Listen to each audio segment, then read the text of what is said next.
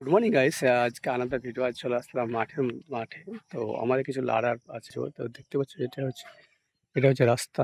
রাস্তা থেকে আমরা এখন তো আমাদের এই যে ভ্যান, এই ভ্যান করে আমি এখন যাবো আমাদের মাঠে।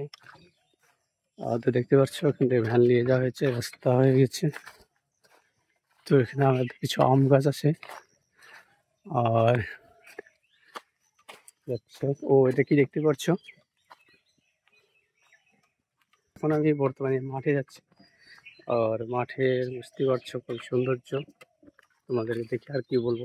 তো সকাল 7টা বাজেনি, 6:30 বাজছে। আর আমি আম দেখতে পাচ্ছো, এই আম মানে কি আম, কেউ যদি জানো বলে। যাই হোক, আমার ভ্যান গড়ছে না, কি প্রবলেম কিছু বুঝতে পারছি না। তো এই ঠেলা যাতে হবে, আমরা যাচ্ছি আমার ভ্যান। আর কষ্ট, যারা মাঠে কাজ করে তাদেরকে জিম করতে হয় না, এটা কিন্তু বাস্তব। যারা বসে বসে খায় তাদের জিম করতে হয়। তো চলে আসলাম মাঠে।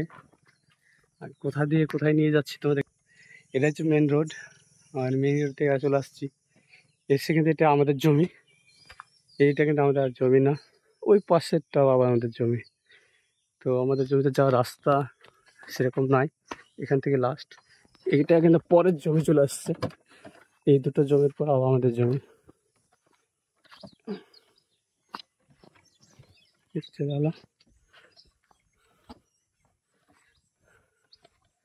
এটা কিন্তু আমাদের জমি, আমাদের জমিতে চলে আসলাম অলরেডি।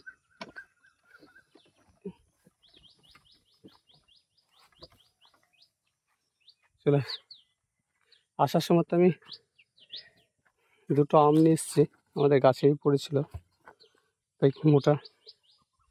তো এখান থেকে 2-3টা আম নিয়ে এসেছি, আর কিছু আম।